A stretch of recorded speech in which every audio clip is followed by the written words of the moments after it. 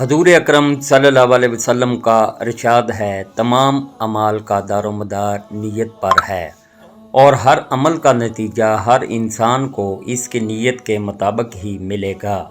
پس جس کی ہجرت ترک وطن دولت دنیا حاصل کرنے کے لیے ہو یا کسی عورت سے شادی کی غرض ہو، پس اس کی ہجرت ان ہی چیزوں کے لیے ہوگی جن کے حاصل کرنے کی نیت سے اس نے ہجرت کی ہے۔ صحیح بخاری حدیث نمبر 1۔